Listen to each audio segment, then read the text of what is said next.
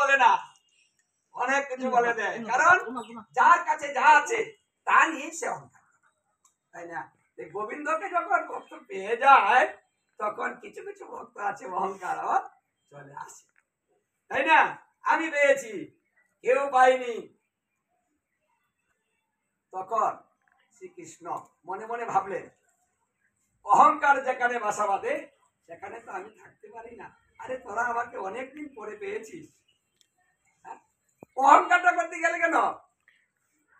যে আমাদের মতো ভাগ্যবতী আর পৃথিবীতে কেউ নাই, মানে আমি সবচেয়ে বড়, কারণ আমি ভগবান পেয়েছি আর কেউ পায়নি। এই জন্য তিনি রাসস্থলী থেকে অন্তর্হিত হয়েছিলেন, পলায়ন করেছিলেন। হঠাৎ করে দেখে নৃত্য করছে নাই, দেখুন ভগবান ধরাও দেয়, আবার চলে যেতেও সময় লাগে না। আমাদের সবসময় সাবধান থাকতে হবে, মানে অহংকার যেন কখনো আমার কাছে না আসে। মানে যে কোনো জিনিস, কথার কথা বললাম, বা সুন্দর হন, ধনী হন, সুন্দর বাড়িঘর হোক, এই যা কিছু আছে তা কিছুর মধ্যে যেন আমাদের অহংকার কখনো চলে না আসে। আমরা কৃষ্ণ পেয়েছি, এটা অহংকার যেন না আসে। এই জন্য ভাগবত বলছে, যারা কালি পায়, হ্যাঁ, আর বলে আমি তো কালি পেয়েছি, ওটি হলো বন্ধ। কালি কাউকে ধরে না, যদি কাউকে ধরে কালি তাহলে সে কথা বলে না, ধন লুকিয়ে রাখে। ধনের অহংকার, কেউ যদি ধন পায় তাহলে সে বলে, হ্যাঁ, গিয়ে গিয়ে বেড়ায়, যাই পেয়েছি পেয়েছি, হ্যাঁ, আমার ঘরে টাকা আছে রে, এই ভরি ভরি সোনা আছে রে, গিয়ে গিয়ে বেড়ায় কেউ, হ্যাঁ, আর লুকিয়ে লুকিয়ে রাখে। তাই কোনো দেবতা যদি কেউ পেয়ে ফেলে সে গিয়ে গিয়ে বেড়াবে যে আমি দেবতা পেয়েছি। দেবতা কি রে পাওয়ার জিনিস? রাস্তাঘাটে পড়ে থাকে, ইচ্ছা করলে পাওয়া যায়। তাই যদি পাওয়া যেত তাহলে সাধন ভজনের প্রয়োজন ছিল না, দেবতা যাকে মন চায় তাকেই ধরতো, আর সেই আশায় বসে থাকতো, হ্যাঁ, দেখি কবে আমাকে ধরে। আর যারা দেবতা পায় না, দেখেন গা, ওদের কোনো সুচিতা নেই, অশুদ্ধ অবস্থায় থাকে সবসময়।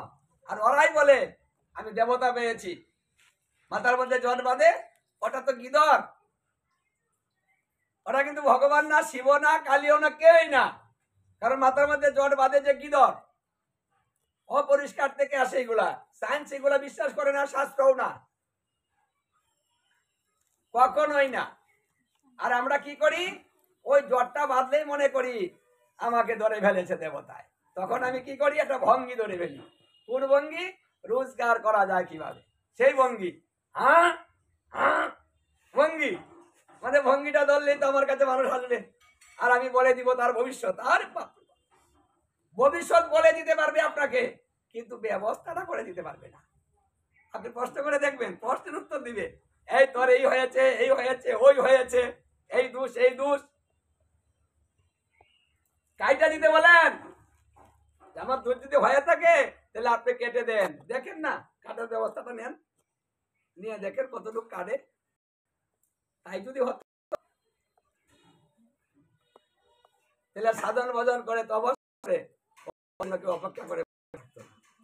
হ্যাঁ, কিন্তু এই ভাগবত বলতেছে এইগুলা একেবারে ভুয়া, ভুয়া তত্ত্ব।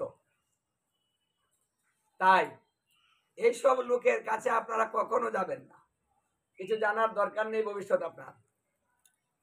আপনার কর্মফলকে ঘুরিয়ে দিতে পারবে না, ওটা আপনাকে বহন করতে হবে, সাজা ভোগ করতে হবে। কর্মফল কর্ম দ্বারাতে কর্তন হয়, কর্মফল কখনো কিছু দিয়ে কর্তন করা সম্ভব নয়। এটা কৃপা, যদি গুরুদেব কৃপা করেন, কৃপার মাধ্যমে হবে, অন্য কোনো মাধ্যমে হবে না। গুরুর কাছে কৃপা আছে, করতে পারেন। গুরুর বিষয়টা হলো আলাদা, দেবতার বিষয়টা হলো আলাদা। সর্ব দেবময় গুরুদেব, গুরুদেব কিন্তু কোনো দেবতার অধীন না, দেব তাদের চাইতে ঊর্ধ্বে, বলছে সর্বদেবময় গুরুদেব। তাই গুরুর ব্যবস্থা এবং দেবতার ব্যবস্থা এক কথা না।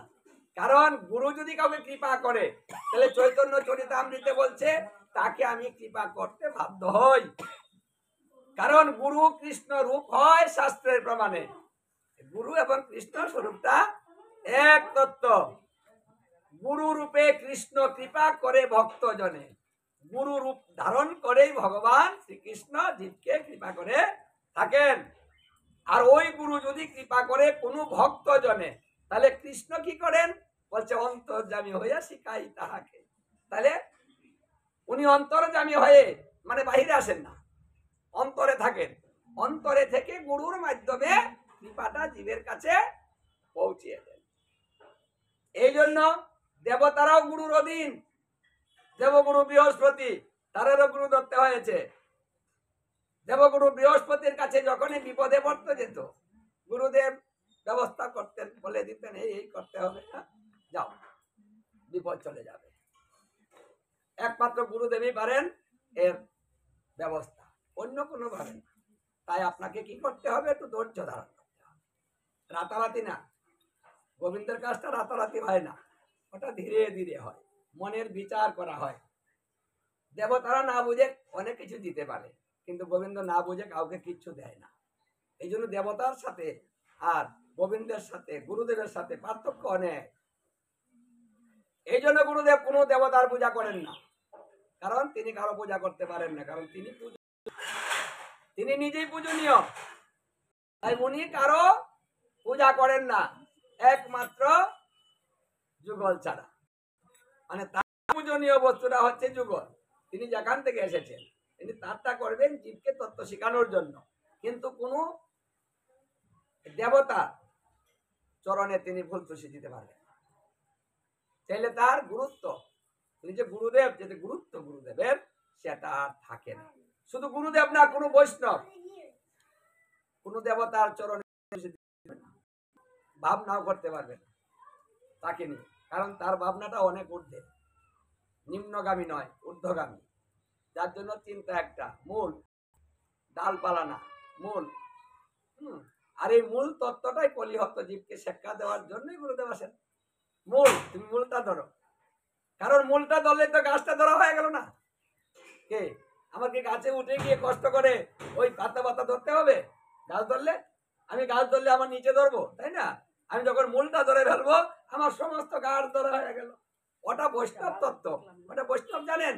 এই জন্য গুরুদেব এই যে মূল তত্ত্বটা, এই তত্ত্বটাই তিনি শিখান। আর এখানে রাসলীলায় একটা মূল তত্ত্ব হয়, সার